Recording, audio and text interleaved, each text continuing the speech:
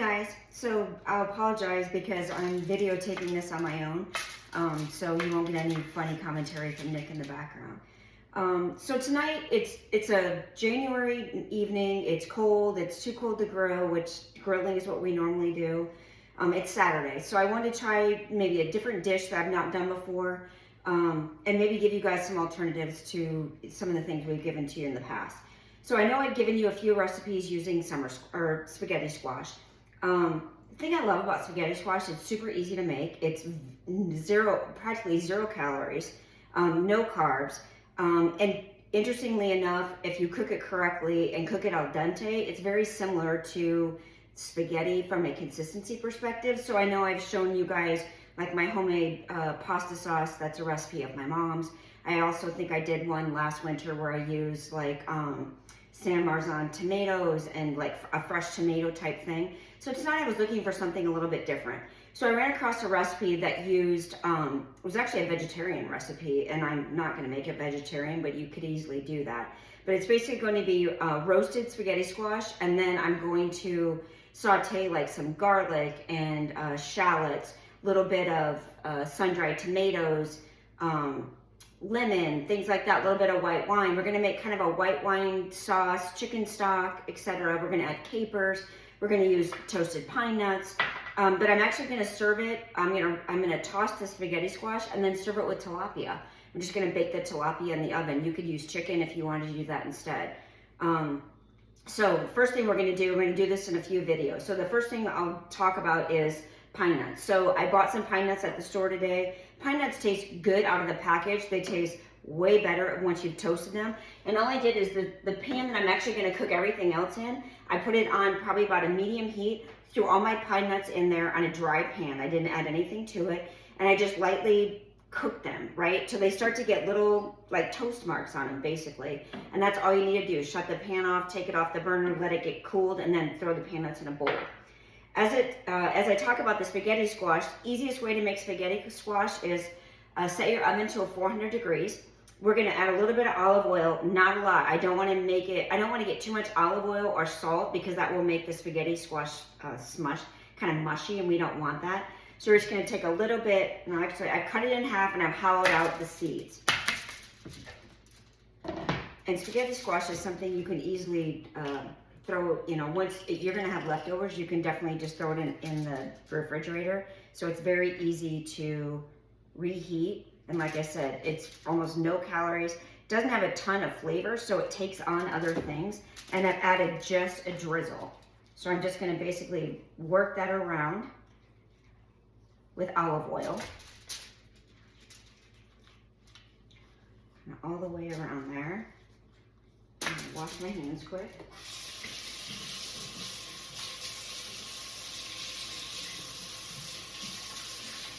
And I guess, with this recipe, with the combination of the spaghetti squash, I'm not adding a lot of extra fat. I'm adding a ton of flavor.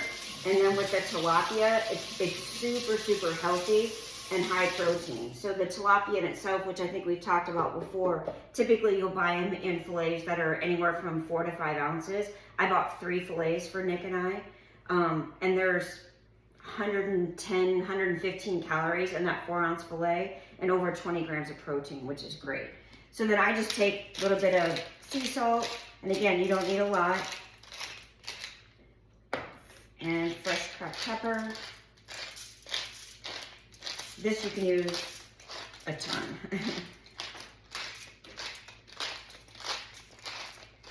All right, and then all we do is we just tip them upside down. No water, don't put any water in the pan or anything like that. Make sure there's a little bit of space between them. I'm actually gonna take my knife and I'm gonna just put a few puncture holes in it so it kind of just releases some of the steam as it's cooking. You could use a fork. Then I'm gonna bake it at that 400-degree oven for anywhere from 30 to 40 minutes. And the way I'll know that it's done is I'll tap the top and I should be able to push down in.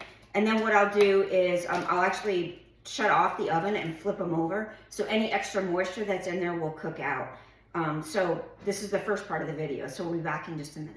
My spaghetti squash cooked about 30 to 35 minutes.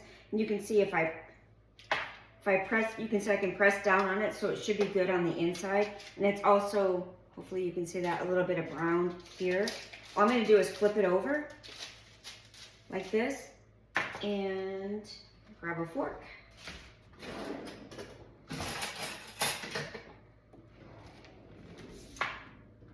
Oh yeah, and you can see you can definitely just shred it. So hopefully you can see that. Okay, so what I'm gonna do is it's already nice and dry on the inside, so there's not a lot of liquid, so I'm just gonna keep it upside down like this so that it can stay hot. I'm just gonna stick it over here. Now for my tilapia. I've left the oven on at 400. I just have a lined baking sheet with foil. I sprayed it with a little bit of coconut spray or coconut oil, and I'm just adding these tilapia fillets to this. And what I'm gonna do is I'm just gonna bake them. Again, they don't have hardly any fat in them at all, so having that little bit of coconut oil will keep them from sticking to my pan. And Hy-Vee actually has them on sale this week, so if you happen to be headed to the store, I think they'll be on sale most of the week. All right, and then all I'm gonna do is take a little bit of lemon pepper and just put some of that on the top, which basically it's a lot of pepper, a little bit of what I would think is like dehydrated lemon zest, probably a little bit of garlic salt, and that's about it. And again, I don't want to just cook it this way because it will dry out really fast. So I'm just gonna put loosely some foil over the top. I'm gonna bake this less than 10 minutes. It's probably gonna be anywhere from 7 to 8 minutes, and it'll be kind of fork tender. So I'll show you what it looks like when it comes back. Okay guys, we're back. So hopefully you can see this. What I've done, so I've got my tilapias in the oven and it's cooking. And so what I did was I went ahead and added some olive oil to this pan, and I have a whole shallot that I just thinly sliced, and I've been sauteing it. About a minute ago, I added some crushed red pepper, some salt and pepper, a little bit of dried rosemary, and what else did I add to this? Oh, a little bit of garlic. So it's just been sauteing here. So now the next thing I'm gonna do is I've got a half a cup of white wine, and if you don't want to add wine, you don't have to. All I'm gonna do with this is just add it to the pan. It's gonna help deglaze a little bit and kind of pull up the bits off the bottom of the pan. And I want that to reduce to about half. So we're gonna let that stir here for just a minute and let that reduce. And then once this is reduced, I'm going to add some chicken stock, and I'll talk about that here in a second. I've also got, some kale. We're gonna add kale to this. And then I'm gonna add capers and sun-dried tomatoes. So one of the things with chicken stock, if you're making soup, I don't always make my own stock. I mean, that's the best thing to do. It does take quite a bit of time to do that. If you happen to be making, say, chicken soup, then I would definitely use your own stock, because you can take the juices and water that you add with cooking the chicken and then utilize that as your stock. I always keep a couple different flavors of this on hand. So it's basically a soup base. This is called Better Than Bouillon. This happens to be a reduced sodium chicken, which is very helpful. And the great thing I love about that is because all I need really is about 2/3 of a cup for this recipe. So rather than buying a 15-ounce can that I'm gonna throw away, this way I can just make my own. And all you have to do is just heat up the amount of water that you need and make sure that it's hot, and then it's usually 1 cup of water to 1 teaspoon of stock, because it's just a concentrate. So right here I have basically chicken stock. So that makes it very helpful. Just gonna let this wine cook off. And what I'm gonna do is, in about a minute, this wine's gonna be much more reduced. And like I said, I'm gonna add the chicken stock, I'm gonna add sun-dried tomatoes, I'm going to add capers, and a couple cups of chopped kale. And then we're gonna let that cook down a little bit. I'm gonna check my tilapia, and then kind of all that's really left is I'm gonna squeeze, I have half of a fresh lemon, I'm gonna squeeze that over the top, throw a little bit of grated Parmesan in it, and then I'll kind of assemble it. So we'll be back in just a minute.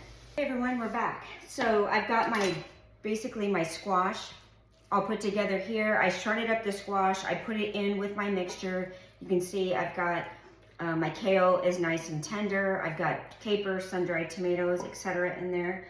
And now we're just gonna plate it. So it's pretty simple. Just gonna take your squash. Again, hardly any calories in this squash, so eat as much of it as you want.